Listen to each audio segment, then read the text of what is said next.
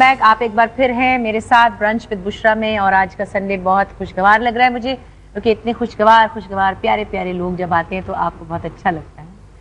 اچھا, نازیہ کے ساتھ جب آپ گاتے تھے ایک وقت ایسا تھا, وہ ایک بہت سپریسڈ پیریڈ تھا پاکستان کا, اگر آپ کو یاد ہو 89 میں ایک پروگرام ہوا تھا میوزک 89, شعیب منصور نے کیا تھا, اینڈ یو بوتھ ہوسٹڈ دا شو. ایک تو وہ ایک ٹرینڈ نیا پاکستان میں پاپ میوزک کا آ رہا تھا اور اس کو ایک انکریجمنٹ مل رہا تھا, اینڈ یو آر ہوسٹنگ دا شو, تو آپ کو ایک بڑی اچھی فیلنگ ہو رہی ہوگی. لیکن میں نے کچھ اس عرصے بعد یہ سنا کہ آپ لوگوں کو دونوں کو اکٹھے گانے پر کچھ کنٹروورسیز کر دی گئی, وہ پیدا ہو گئی تھی, وہ کیا بات تھی, کچھ بتائیں گے اس کے بارے میں؟ مجھے تو خود سمجھ نہیں آیا تھا کہ کیا, in fact we were very confused کہ یہ کیوں انہوں نے یہ ٹاپک کو اٹھایا ہے. اور ہمیں ایک پوائنٹ پہ یہ بھی ہوا تھا کہ اسمبلی میں باقاعدہ ہمیں بین کیا گیا تھا, اور ہمارے اگینسٹ ہمیں تھریٹننگ کالز بھی آ رہے تھے اور سب کچھ. تو انفیکٹ اس وقت جنرل ضیاء صاحب نے ہمیں فون کر کے کہا تھا کہ بیٹا آپ لوگ چلے جاؤ تھوڑے دن کے لیے.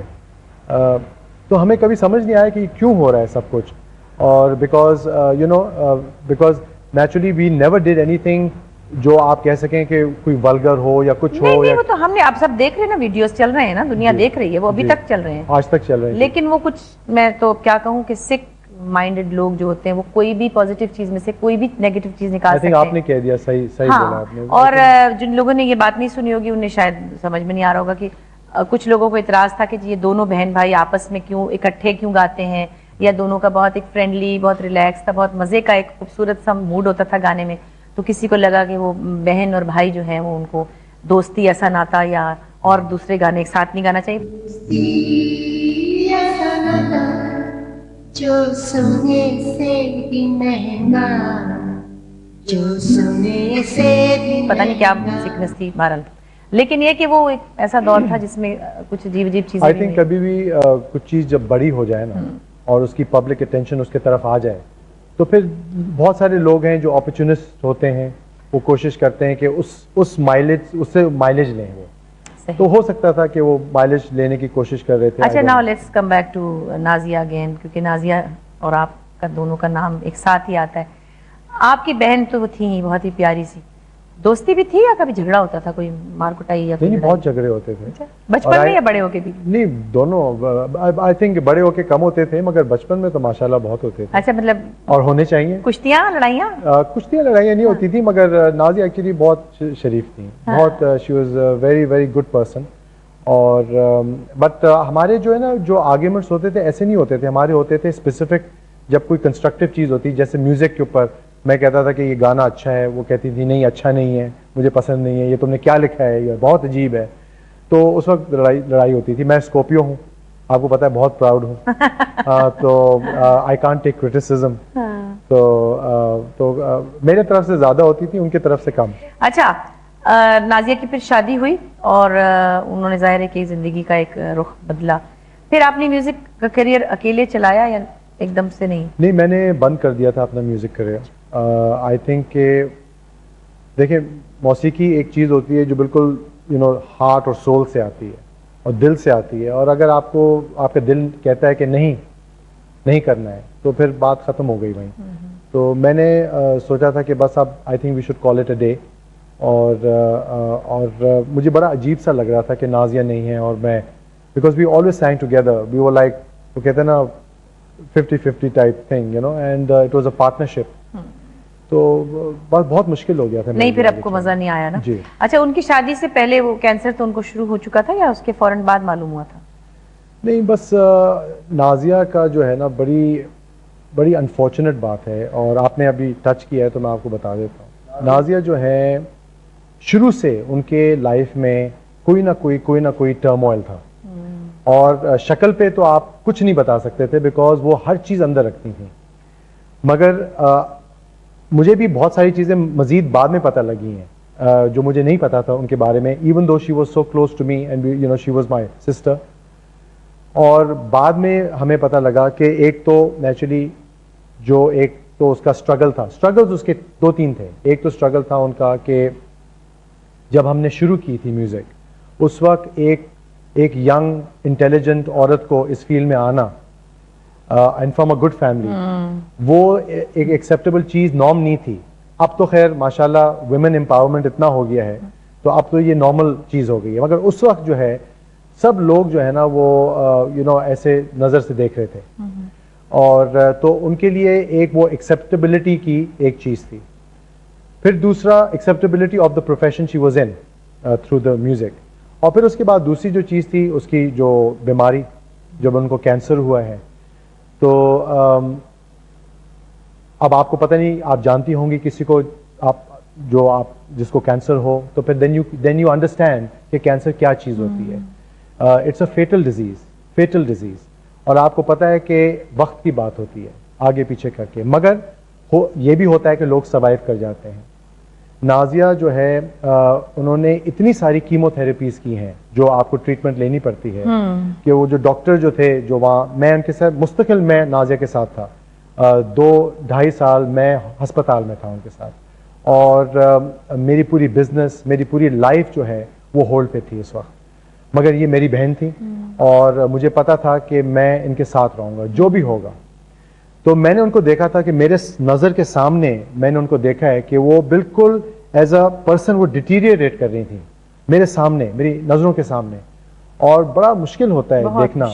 और जो जिस हिम्मत से वो आगे बढ़ी हैं, वो तो डॉक्टर जो हैं, डॉक्टर्स और नर्सेज, वो भी कहते हैं मैंने कभी ऐसे शख्स को नहीं देखा. वो भी एक औरत है जो इतनी नाजुक सी, जो इतनी हिम्मत के साथ इसको ले रही है. नाजिया के अंदर ट्रेमेंडस करेज था जो आई थिंक मर्दों में भी नहीं हो. सही बात. तो उन्होंने कुल आई थिंक कोई 15-14 कीमोज ली थी. और एक कीमो जो है वो आपको इंट्रावीनस लगता है और आपको सुबह से लेकर ऑलमोस्ट शाम तक बैठना पड़ता है. उसके बाद आपको नोजिया होता है, सिकनेस होती है, हर चीज़ होती है उसके साथ. उसके जो साइड इफेक्ट्स हैं बहुत ही लीथल होते हैं. तो एक तो ये स्ट्रगल था उनका. और फिर जो है उनकी पर्सनल लाइफ जो है वो भी सही नहीं थी. और मैं तो अब कह सकता हूँ कि it was a completely fail marriage.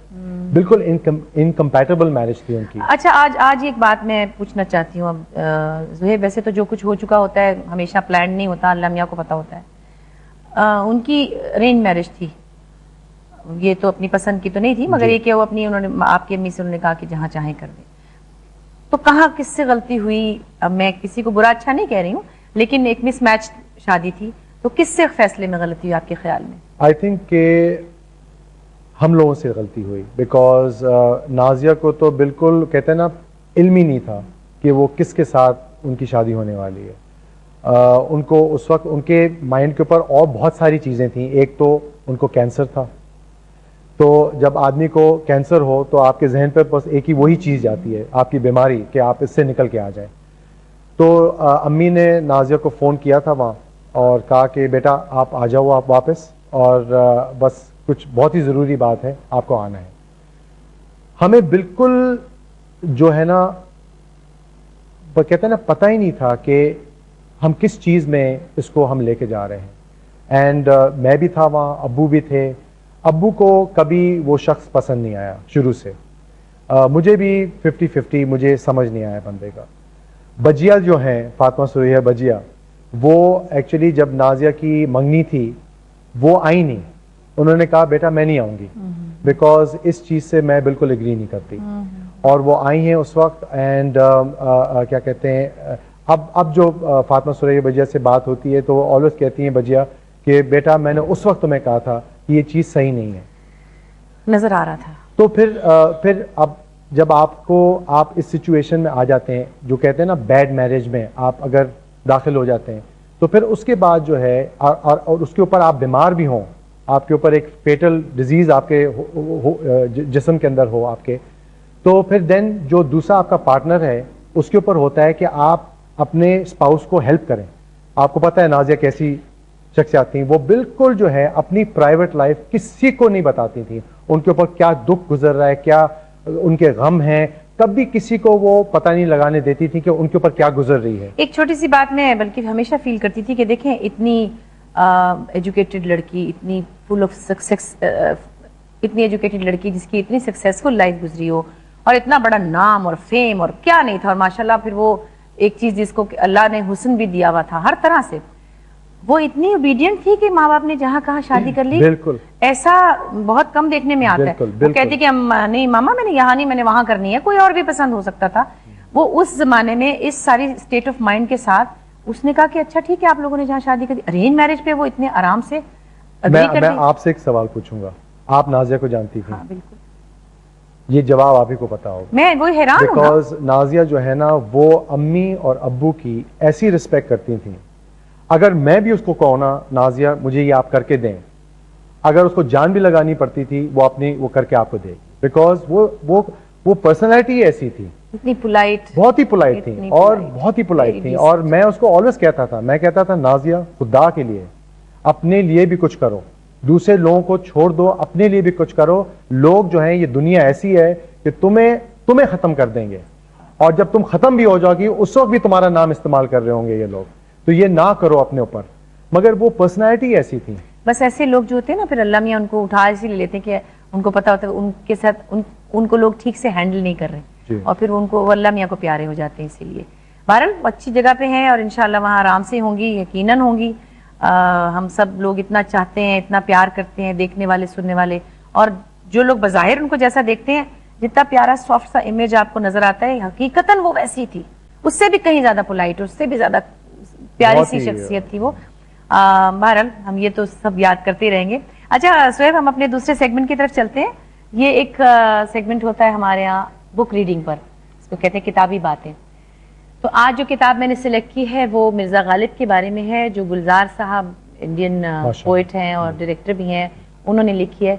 एक सवानही मंजरनामा है और इसको एक बड़ा अच्छा सा उन्होंने, जैसे स्क्रिप्टेड एक कहानी नहीं होती गालिब की, तो मैं नहीं समझती कि गुलजार साहब ने कुछ ऐसा खास देखा होगा, बिकॉज ही डिडंट नो मी कि मैं कोई एक्ट्रेस हूँ या मैं टीवी पे काम करती हूँ।